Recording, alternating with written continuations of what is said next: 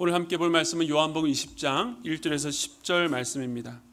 안식 후 첫날 일찍이 아직 어두울 때에 막달라 마리아가 무덤에 와서 돌이 무덤에서 옮겨진 것을 보고 시몬 베드로와 예수께서 사랑하시던 그 다른 제자에게 달려가서 말하되 사람들이 주님을 무덤에서 가져다가 어디 두었는지 우리는 알지 못하겠다 하니 베드로와 그 다른 제자가 나가서 무덤으로 갈새 둘이 같이 다름질 하더니 그 다른 제자가 베드로보다 더 빨리 달려가서 먼저 무덤에 이르러 구부려 세마포 놓인 것을 보았으나 들어가지는 아니하였더라. 더니 시몬 베드로는 따라와서 무덤에 들어가 보니 세마포가 놓였고 또 머리를 쌌던 수건은 세마포와 함께 놓이지 않고 딴 곳에 쌌던 대로 놓여 있더라. 그때야 무덤에 먼저 갔던 그 다른 제자도 들어가 보고 믿더라. 그들은 성경에 그가 죽은 자 가운데서 다시 살아나야 하리라 하신 말씀을 아직 알지 못하더라. 이에 두 제자가 자기들의 집으로 돌아가니라. 아멘. 오늘은 아직 알지 못하더라라는 제목으로 하나님의 말씀을 나누겠습니다.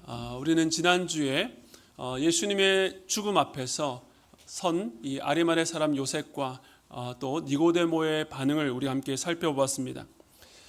이전에 요셉은 유대인들이 두려워서 자신의 믿음을 드러내지 못하고 숨어서 예수님을 따랐던 제자였습니다.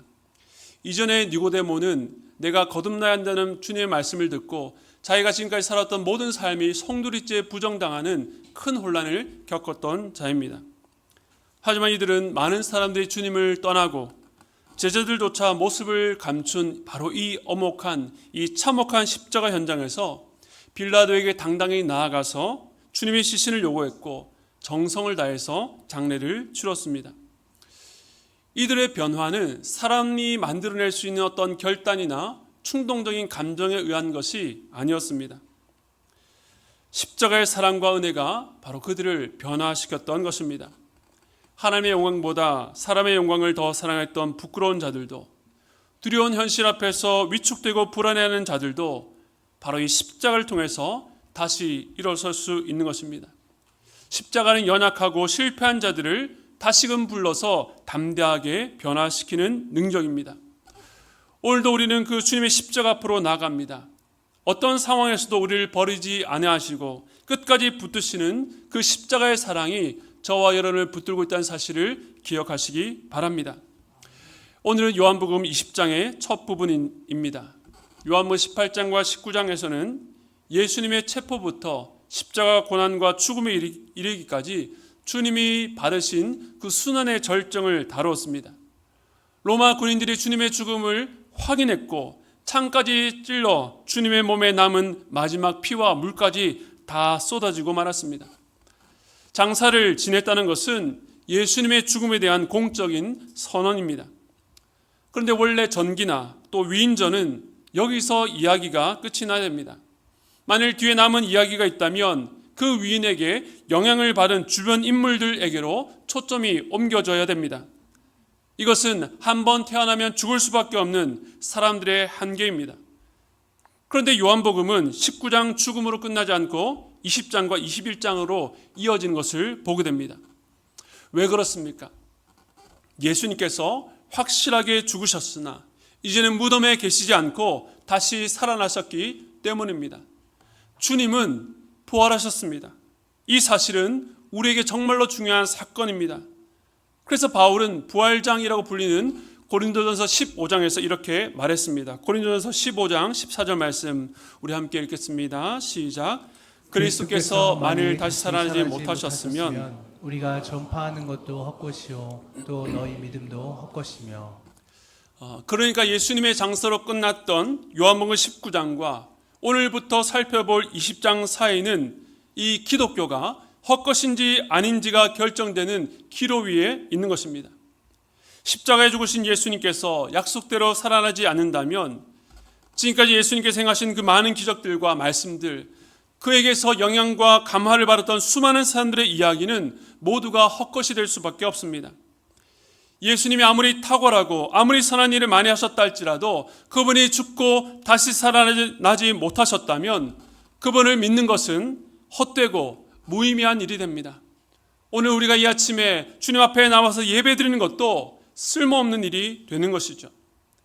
그 당시의 기독교는 바로 이러한 긴장 가운데 있었습니다. 그렇다면 정말로 예수님은 다시 살아나셨는가?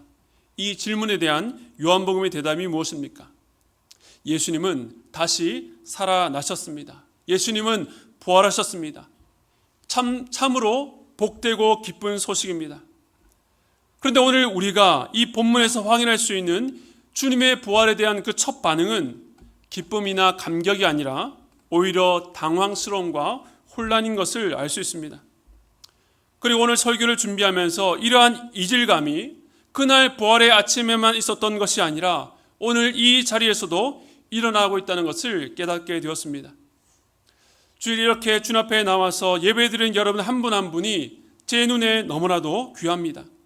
하지만 저는 여러분이 어떠한 마음으로 어떤 영적인 상태로 앉아 계신지를 알 수가 없습니다. 주님은 우리 위해서 죽으셨고 다시 살아나셨습니다. 하나님은 전지전능하시며 우리를 향한 사랑은 지극히 크고 놀랍습니다. 그런데 이렇게 실제적으로 일어난 사건과 우리를 향한 하나님의 사랑의 크심에도 불구하고 우리 중 누군가는 괴리감과 이질감을 갖고 이 자리에 계실 수 있다는 것입니다. 왜 이런 일이 일어나는지 오늘 말씀을 통해서 함께 생각해 보기를 원합니다. 이 사복음서는 모두 예수님의 부활에 대해서 기록하고 있습니다. 그런데 한 권씩 따로 띄어서 읽을 때는 잘 모르는데 사복음서를 함께 놓고 읽어보면 각 복음서마다 내용과 또 사건의 전후 맥락이 순서들이 서로 조금씩 차이가 있는데 어떤 면에서는 어긋난 것처럼 보여서 혼란스럽기도 합니다. 그래서 무신론자들이나 기독교를 비판하는 사람들은 이러한 불일치가 부활이 전설이거나 만들어낸 이야기인 것을 증명한다라고 말합니다.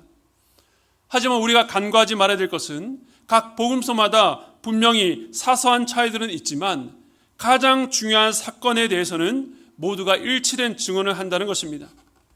예를 들어 부활의 첫 번째 증인이 누구인지, 그들이 언제 예수의 무덤에 갔는지, 그때 보았던 무덤 안의 상태가 어땠는지, 무엇보다 예수님께서 부활하셨다는 사실에 대해서는 한 목소리를 냅니다.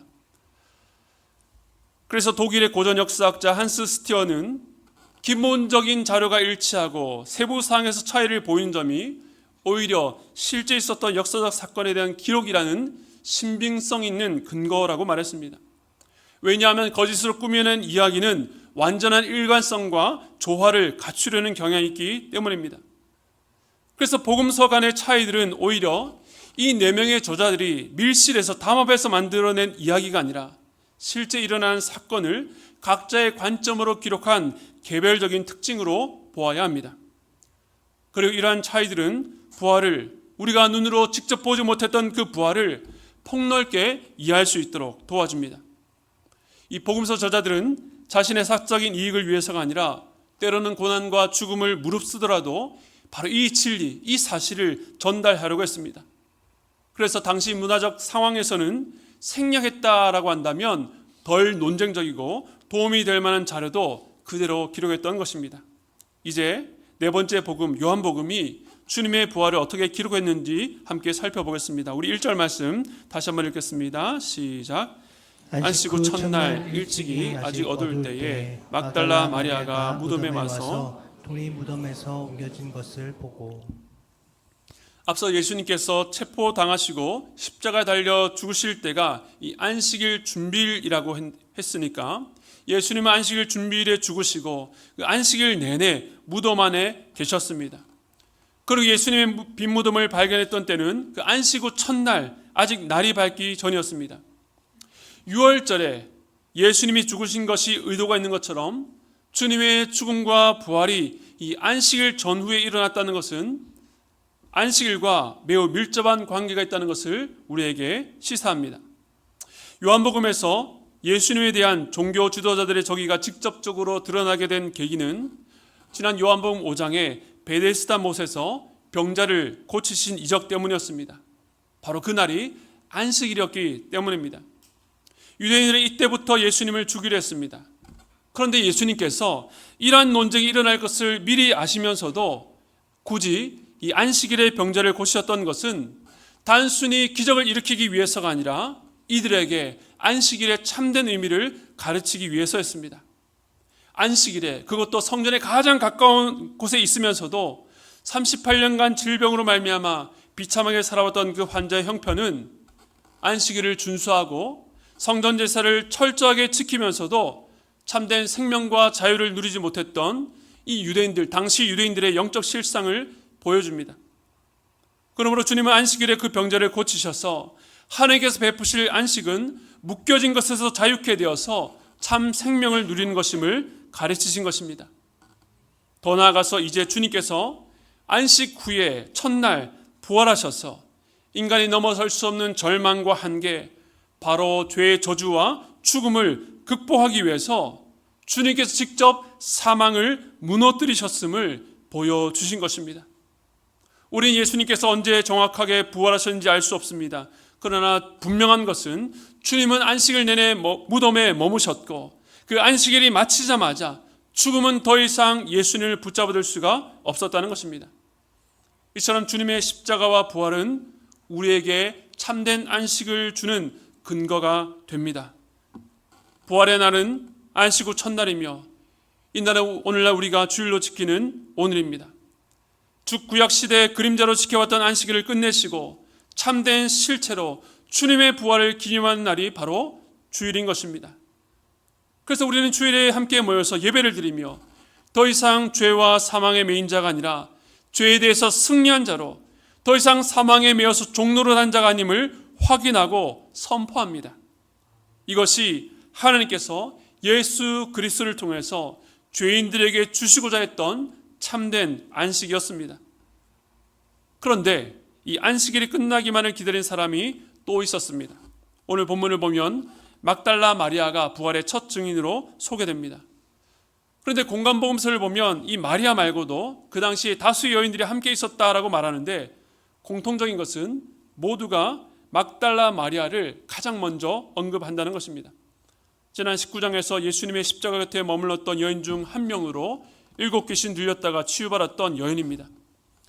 그런데 이를 두고서 2세기 그리스 철학자 켈수스는 하찮은 여인들의 부활 증언을 믿는 기독교는 허구 중에 허구라고 비판했습니다. 지금의 눈으로 보면 참으로 시대착오적인 발언이지만 당시 문화권에서는 아주 설득력 있는 비판이었습니다. 법정에서 증언이 효력을 갖기 위해서는 최소 2명 이상의 증인이 필요했는데 그 당시에는 여자들의 증언은 인정하지 않았던 것입니다. 그런데 사복음서는 한결같이 부활의 첫 번째 증인이 여자라고 증언합니다. 이것은 대담한 증언입니다. 이를 두고 사람들은 정말로 이 부활 사건이 사람들로 하여금 믿게 만들려고 했다면 여자가 먼저 보았더라도 남자를 증인으로 세워야 됐다라고 말합니다. 하지만 복음서 기자들은 이런 논쟁과 반발을 예상하면서도 있는 그대로 사실 그대로 기록했던 것입니다. 십자가 곁에 있었던 여인들은 안식일이 끝나기만을 기다렸습니다. 예수님 몸에 바를 향품을 준비하고 아직 해가 뜨기 전에 무덤으로 나갔습니다. 그들 무덤으로 가면서 누가 우리를 위해서 이 돌을 굴려줄까 걱정했습니다. 그런데 막상 무덤에 왔더니 이미 돌이 무덤에서 옮겨져 있었습니다. 이것을 본 후 막달라 마리아의 반응이 2절입니다. 우리 2절 말씀 함께 읽겠습니다. 시작.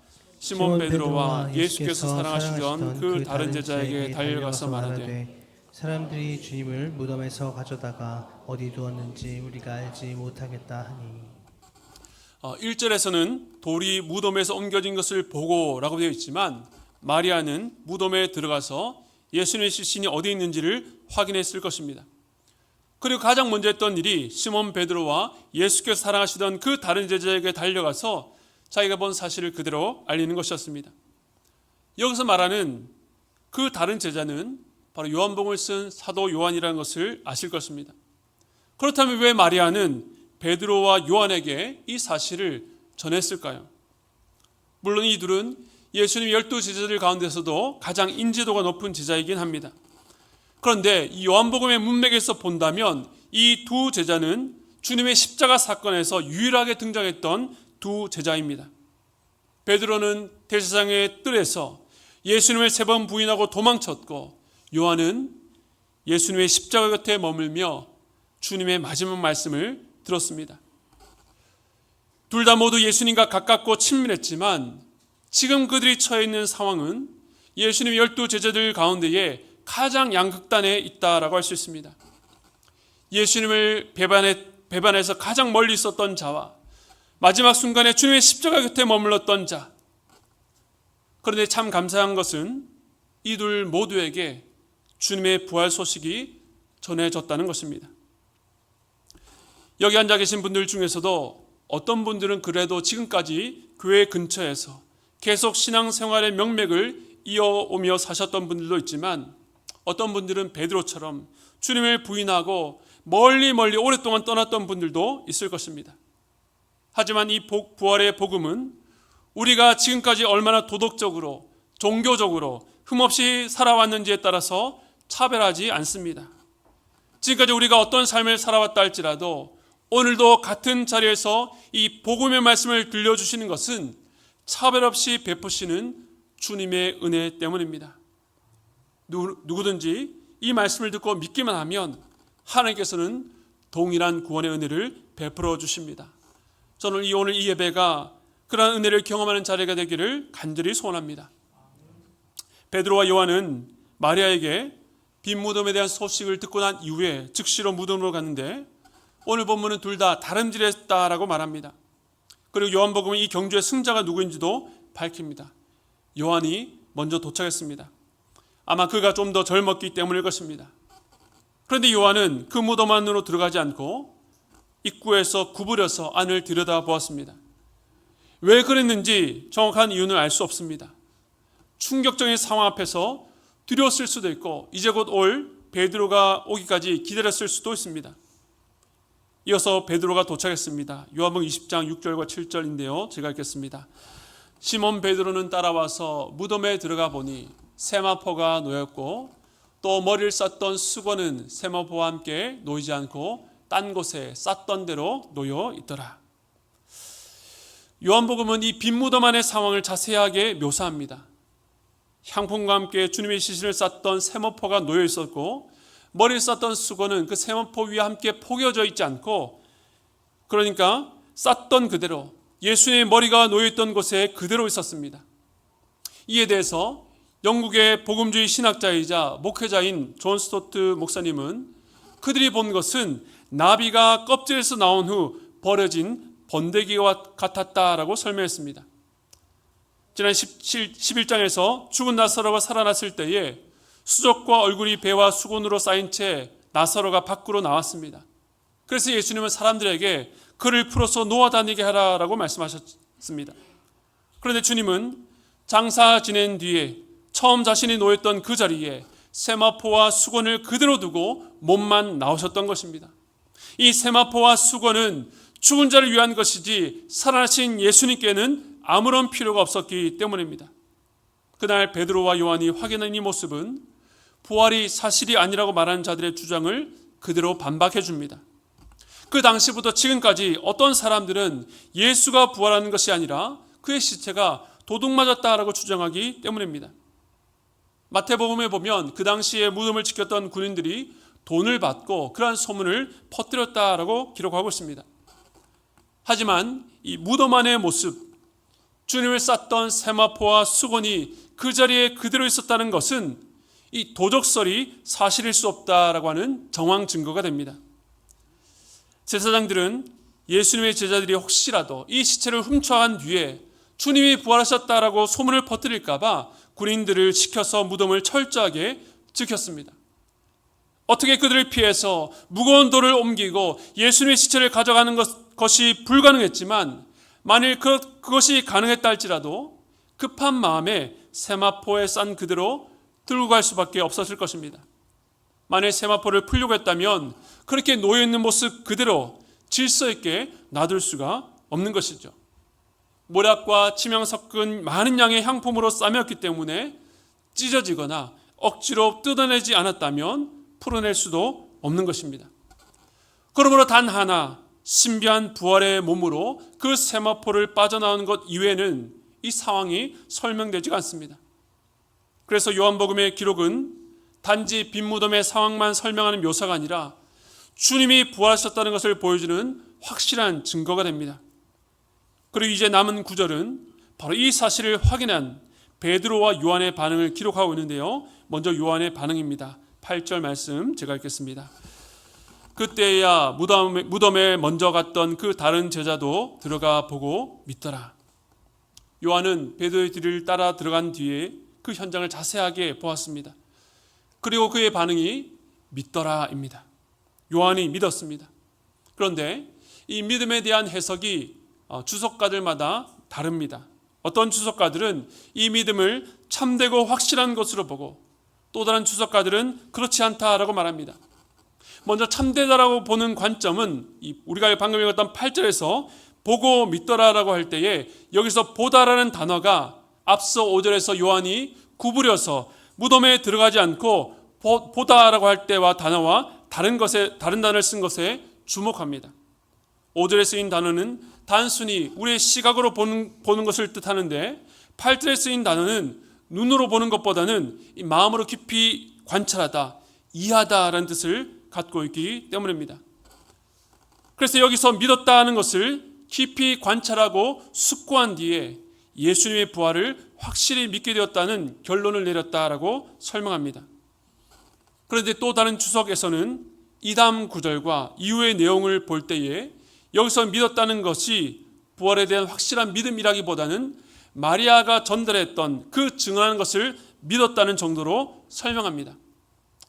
둘 사이에 어떤 설명이 맞는지 정확하게 선택하기가 어려운데 저는 이 요한의 믿음이 이 두 해석 사이에 어딘가 가운데에 있다라고 생각합니다. 앞서도 설명했던 것처럼 저는 요한의 믿음이 무덤 입구에서 본 것과 무덤 안으로 들어가서 보고 깊이 생각한 끝에 내린 반응이 다를 것이라고 생각합니다. 적어도 이전보다는 참된 믿음에 조금 더 가까워졌을 것입니다. 그러나 요한복음 이후의 내용을 보면 확실한 부활의 증인으로서는 부족한, 미치지 못한 믿음이라는 것을 알 수 있습니다. 왜 그런지 우리 다음 구절 함께 보겠습니다. 요한복음 20장 9절과 10절 말씀입니다. 우리 함께 읽겠습니다. 시작. 그들은 성경에 그가 죽은 자 가운데서 다시 살아나야 하리라 하신 말씀을 아직 알지 못하더라. 이에 두 제자가 자기들의 집으로 돌아가니라. 앞서 말했던 요한의 믿음이 왜 온전한 믿음이 될 수 없습니까? 성경에 기록된 말씀뿐만 아니라 예수님께서 제자들에게 직접 하셨던 말씀을 그들이 귀로 듣기는 했지만 아직 그 말씀을 제대로 알지 못했기 때문입니다. 그래서 두 제자는 빈 무덤을 확인하고 각자 자기의 집으로 돌아갔습니다. 이와 마찬가지로 주님께서 우리를 위해서 하신 일이 분명하고 하나님이 어떤 분이신지를 성경을 통해 또 설교를 통해서 무수히 들어왔지만 우리는 여전히 그 감격과 은혜에 머물기보다 여전히 불안하고 두려울 수도 있습니다. 왜 놀라운 복음이 나에게는 아무런 상관이 없는 것처럼 낯설고 이질적으로 느껴질까요? 그것은 우리가 아직 성경을 알지 못하기 때문입니다. 여기서 안다는 것은 단순히 지식적인 알을 말하는 것이 아닙니다. 지식으로 친다면 어려서부터 교회를 오래 다닌 분들, 모태신앙인 분들은 주님의 십자가와 부활을 귀에 인이 박히도록 들어서 알 것입니다. 그럼에도 그 말씀이 감격스럽지도 않고 또 개인적으로 자신의 삶 가운데 아무런 영향을 주지 못한다면 아직 말씀을 알지 못하는 상태에 있기 때문에 그렇습니다. 베드로와 요한은 원래 주님의 무덤에서 멀리 떨어진 곳에 있었습니다. 그들에게 빈 무덤의 소식이 들려왔을 때에 그들은 천천히 걸어가지 않고 다름질해서 달려갔습니다. 주님이 살아계실 때처럼 여전히 그들에게는 주님을 향한 열심이 있었던 것입니다. 요한이 먼저 무덤 안으로 들어가지 않은 것은 그저 이 빈 무덤을 호기심으로 대하지 않고 조심스럽게 살피기를 원했기 때문일 것입니다. 그리고 그들은 무덤 안까지 들어갔습니다. 그런데 안타깝게도 여전히 아직 알지 못한 상태에 있었다라고 말하는 것입니다. 그런데 이 장면을 마치 복선처럼 암시하는 말씀이 앞에 나옵니다. 요한복음 20장 1절 말씀 우리 다시 한 번 더 읽겠습니다. 시작. 안식일 첫날 일찍이 아직 어두울 때에 막달라 마리아가 무덤에 와서 둘이 무덤에서 옮겨진 것을 보고. 오늘 본문의 첫 시작에서도 이 아직이 나옵니다. 아직 어두울 때입니다. 물론 이것은 당시의 시간적 배경을 설명하는 말입니다. 그러나 요한복음에서 밤, 어두움은 단지 물리적인 의미로만 쓰이지 않았습니다. 요한복음 3장에서 니고데모는 밤중에 예수님을 찾아왔습니다. 종교적으로 또 율법적인 지식으로 그는 매우 탁월했지만 거듭남, 영생에 대해서는 무지했던 그 영적인 처지를 보여줍니다. 즉 니고데모는 영적으로 어두운 가운데 빛 대신 예수님께로 나온 것입니다. 그런데 요한복음에는 이 반대의 경우도 있습니다.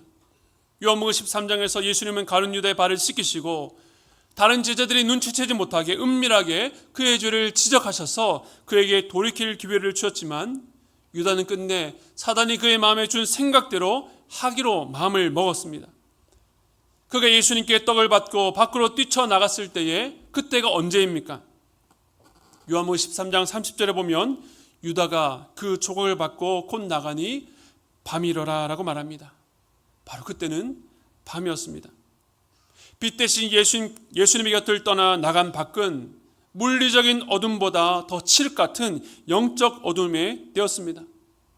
마찬가지로 주님의 무덤으로 가는 이 막달라 마리아는 주님 향한 열심과 사랑, 헌신만큼은 탁월했지만 그의 영적인 상태는 여전히 아직 그 시간처럼 어두웠습니다. 그녀가 빈 무덤을 보고 베드로와 요한에게 달려가서 이렇게 말했습니다. 20장 2절을 다시 한번 보시면 하반절에 그가 이렇게 말합니다. 우리가 알지 못하겠다 하니. 우리가 알지 못하겠다는 것입니다. 영적 어둠 가운데 있으니 주님이 부활하신 증거를 보고도 우리가 알지 못한다는 것입니다. 이처럼 부활의 첫 증인도 베드로와 무덤 안까지 들어가서 두 눈으로 직접 보았던 두 제자들도 여전히 영적으로 어둠 가운데 있었습니다. 그러니 이 부활이라고 하는 온 인류가 기다려왔던 놀라운 일이 일어났지만 아직은 누구도 거기서 위로와 기쁨을 누리지 못합니다.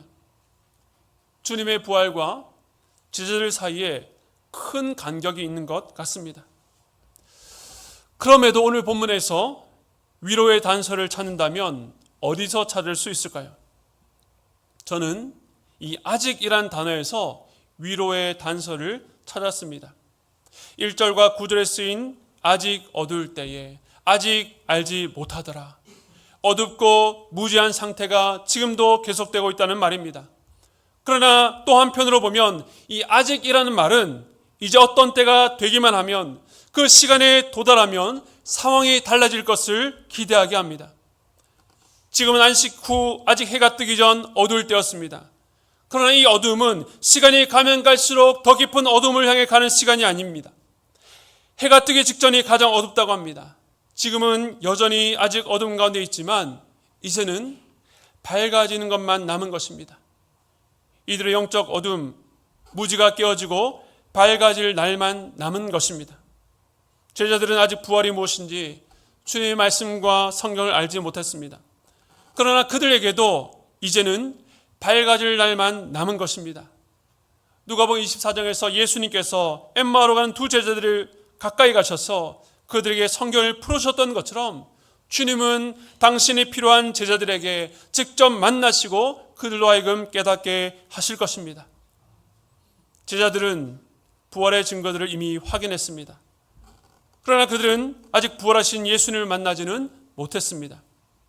굴려진 돌, 빈 무덤, 세마포와 수건, 이 모든 것들은 예수님께서 부활하셨다는 확실한 증거입니다. 그러나 그것이 제자들에게 확신한 믿음을 주지는 못했습니다. 그들은 부활하신 주님을 만나야 부활의 증인으로 변화될 것입니다. 어떤 박해나 핍박, 죽음 앞에서도 물러서지 않는 제자로 변화될 것입니다. 마찬가지입니다. 오늘 복음을 귀로 많이 듣고 그 복음의 역사를 부모님이나 배우자나 가족을 통해서 간접적으로 체험하신 분들이 계실 것입니다. 때로는 내가 직접 기도해서 기적과 같은 일을 실제 경험하셨던 분들도 있을 것입니다. 그러나 여전히 부활하신 주님이 지금 여러분의 삶에 영향을 끼치지 못한다면 이제는 부활의 증거가 아니라 부활하신 예수님을 직접 만나셔야 됩니다.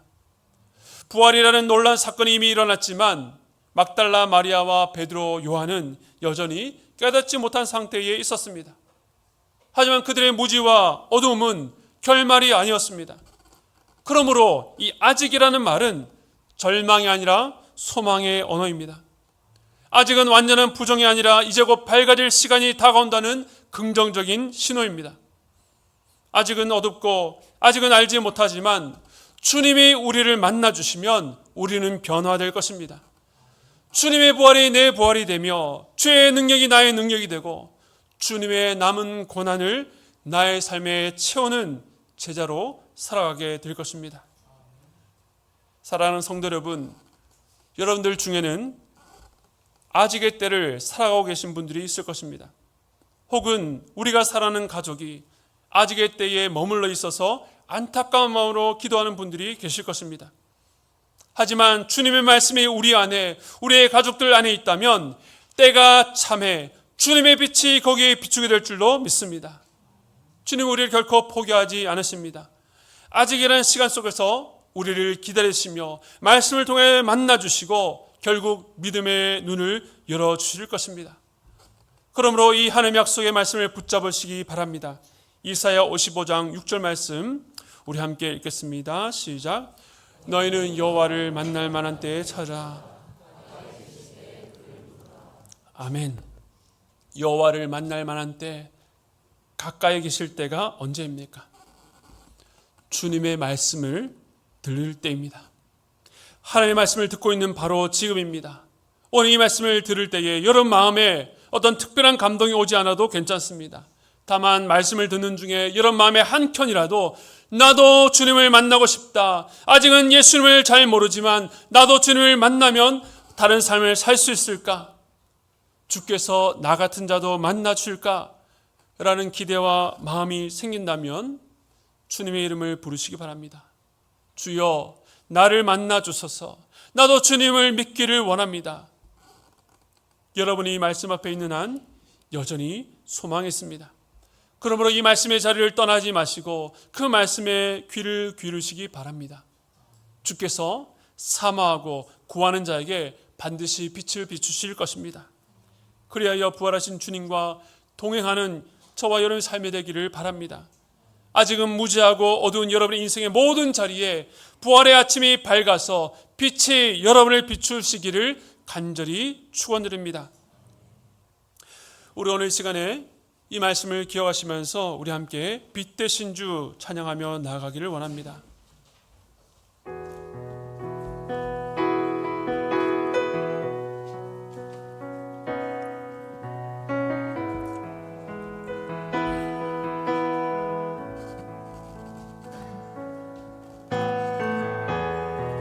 되신 주 어둠 가운데 비추사 내 눈 보게 하소서. 예배하는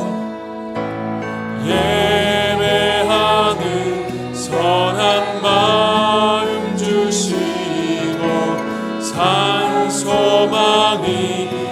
우리 다시 한 번 더 고백하겠습니다. 빛 되신 주,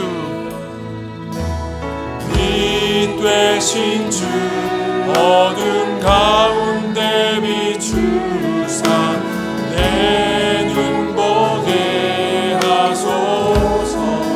예배하는 선한 마음 주시고 예배하는 선한 마음 주시고 산 소망이 나 주를 경배하리. 나 주를 경배하리. 엎드려 절하세. 고백해 주 나의 하나님. 오 사랑스러운 주님, 존귀한 예수님, 아름답고 놀라우신 만유의 높임을 받으소서.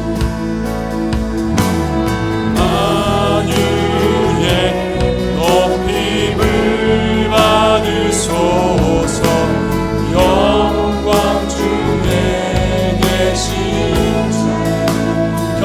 우리에게 겸손하게 이 땅에 임하신 주 높여 찬양.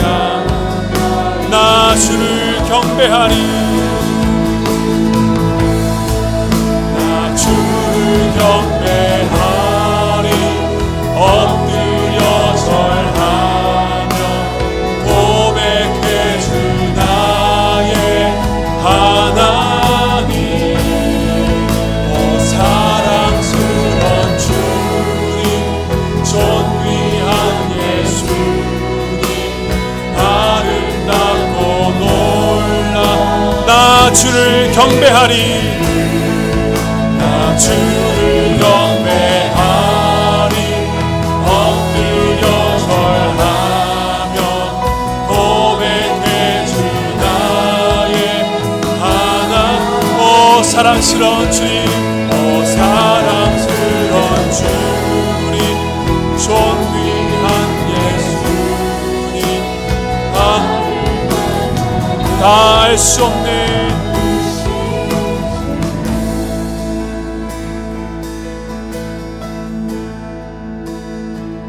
다 알 수 없네. 주의 은혜 내 죄 위한 주신 다 알 수 없네. 다 알 수 없네. 주의 은혜 내 죄 위한 주신 다 알 수 없네. 다 알 수 없네. 주의 은혜 내 죄 위한 주신 다 알 수 없네. 다 알 수 없네. 주의 은혜 내 죄 위한 주신 자. 나 주를 경배하리. 나 주를 경배하리. 엎드려 절하며 고백해 주 나의 하나님. 오 사랑스러운 주님 존귀한 예수님. 우리 마지막으로 우리 목소리로 함께 고백했습니다. 나 주를 경배하리. 나 주를 경배하리. 엎드려 절하며 고백해 주 나의 하나님. 오 사랑스러운 주님, 사랑스러운 주님 존귀한 예수님 아름답고 놀라우신 주. 아멘. 우리 주님은 우리의 경배를 받기를 원하십니다. 온전한 예배를 받기를 원하십니다. 그것은 우리가 주님 앞에 많은 헌신, 무언가 주님께 많이 드려야, 내가 열심히 노력하고 무언가를 드려야 온전한 예배가 되는 것이 아닙니다. 주님께서 구하시는 것은 상한 심령이라고 했습니다. 혹시 이 시간에 이 자리에 앉아있지만 아까 제가 설교 때 말씀드렸던 것처럼 그 복음의 능력과 나의 삶이 큰 강이 있는 것처럼 괴리가 느껴져서 내 삶에 아무런 영향이 없는 것처럼 살아가고 있는 분이 계십니까? 그 작은 불씨라 할지라도, 그 작은 틈이라 할지라도 오늘 내게는 주님이 필요합니다. 내 힘으로 살아갈 수가 없습니다 라고 고백하기 원하시는 분이 있다면 이 시간 여러분의 가슴에 손을 얹고 기도하시기 바랍니다. 자, 여러분 위해서 함께 기도해 드리겠습니다. 또 예수 그리스도를 여러분의 주인으로 모신 분 계십니까? 주님, 그 주님을 끝까지 나의 삶의 주인으로 모시고 내 감정과 내 계획과 내 뜻이 아니라 주님의 기뻐하시는 길을 걸어갈 수 있도록 하나님이여 나를 끝까지 붙잡아 주시옵소서. 그렇게 자신을 위해서 기도하시기 바랍니다. 또 아직 이 복음 안에 들어오지 못해서 우리의 눈물의 기도의 제목이 되는 여러분의 가족들이 있습니까? 주여 그들을 불쌍히 여겨주시옵소서. 그들이 아직 어두운 가운데 있습니다. 그 어두움이 완전히 영적 어둠이 아니라 밝아지는 어둠 되기를 소망합니다. 주님 그들을 불쌍히 여주시고 그들 가운데 주님의 빛을 비춰 주시옵소서. 이 시간에 간절한 마음으로 함께 기도하며 나아가도록 하겠습니다. 하나님 아버지, 이 시간 주 앞에 나아가 엎드립니다. 주님, 살아계신 하나님은 온 우주 만물을 창조하실 뿐만 아니라 지금도 그 모든 만물이 한치 오차도 없이 주님의 온전한 통치와 다스림 가운데에 있음을 믿습니다. 우리 구주 예수 그리스도는 바로 나의 죄를 위해서 십자가에 죽으시고 2000년 전에 부활하셔서 우리의 산 소망이 되심을 믿습니다. 그러나 우리의 믿음과 우리가 살아가는 삶의 현장의 괴리가 너무나도 커서 마치 복음이 아무런 능력이 없는 것처럼, 우리 하나님은 교회에 갇힌 것처럼 그렇게 살아가고 있는 자리에 있습니까? 주여, 이 시간 우리를 불쌍히 여겨 주시옵소서. 아직 어두운 가운데에 방황하고 영적으로 무지한 가운데 있는 우리들을 주의 빛을 비추시사 우리의 눈을 열어주시며 우리의 인생 가운데, 우리의 삶 가운데, 때로는 우리가 피하고 싶은 그 삶의 현장 가운데서도 하나님께 우리를 놓지 아니하시며 부활하신 주님께서 우리와 함께 하신다는 사실을 믿음으로 바라보며 내 계획과 내 뜻과 내 모든 욕망을 주님 앞에 내려놓고 주님을 따르기를 원합니다. 주님, 우리의 고백을 들으시고 우리의 손을 붙잡으셔서 그 걸음을 걸어갈 수 있도록 붙잡아 주시옵소서. 주님, 이 시간에 자신의 가슴에 손을 얹고 나도 주님을 믿기를 원한다고, 나도 내 삶이 변하기를 원한다고 겸손하게 고백한 주의 귀한 백성들이 있습니다. 주여, 우리에게는 아무런 능력 없음을 고백합니다. 그러나 오늘 이 말씀을 선포하게 하시고 그 말씀 가운데 뭔가 작은 희망의 단서를 붙잡게 하셨던 것은 주님께서 우리를 놓지 아니하시고 여전히 우리를 붙들고 계신 주님의 증거인 줄로 믿습니다. 주님, 우리가 오늘 이 시간에 주님 향해서 열어놓는 그 작은 문틈으로 우리 주님의 빛이 강하게 비추어서 주여, 산자 같으나 죽은 것처럼 살아가고 있는 우리에게 주님의 생명의 빛을 비춰주셔서 주님의 생명으로 살아갈 수 있도록 아버지여 은혜 내려 주시옵소서. 지금은 아는 것이 없지만 그 고백으로 한 걸음 한 걸음 걸어갈 때에 주여, 우리가 이전에 몰랐던 것들이 보이게 해주시고 그 주님의 귀한 빛들과 하나님 안에 있는 보화들을 알 수 있는 지혜를 우리 가운데 허락하여 주시옵소서. 주님, 또한 이 시간에 우리의 기도 제목인 우리의 부모님과 우리의 자녀들과 주님, 우리의 이웃들을 위해서 함께 기도합니다. 주님, 아직 어두울 때에 있는 저들의 상황과 처지를 주여 불쌍히 여겨 주시옵소서. 어두운 가운데 있지만 그들은 어두운 가운데 있다는 것을 알지 못한 채 세상을 향해서 달려나가고 있습니다. 주님, 저들의 발걸음을 멈춰주시고 주님께로 돌아올 수 있도록 아버지여 은혜 내려 주시옵소서. 울며 씨를 뿌리는 자들은 기쁨으로 단을 거둔다 말씀하셨는데 주여, 오늘 우리가 주님 앞에 드리는 그 눈물의 기도가 주님의 때에 때가 참에 그들 가운데 열매 맺을 줄로 믿사오니 이 기도를 멈추지 않고 주님 앞에 계속해 나갈 수 있도록 아버지여 붙잡아 주시옵소서. 지금은 살아계신 우리 주 예수 그리스도의 한량없는 은혜와 하나님 아버지의 무한하신 사랑하심과 성령님의 감동 감화 교통하심의 역사가 이전에는 어둠이었으나 이제는 빛 대신 주님으로 말미암아 부활의 주를 나의 주님으로 모시고 그 주님과 함께 동행하기를 원한다고 다짐하고 결단했던 모든 자들과 아직은 구도자로 여전히 이 예배의 자리에 있는, 그러나 주님께서 사랑하시는 그 모든 자들에게 지금부터 영원토록 함께 있기를 축원드리옵나이다.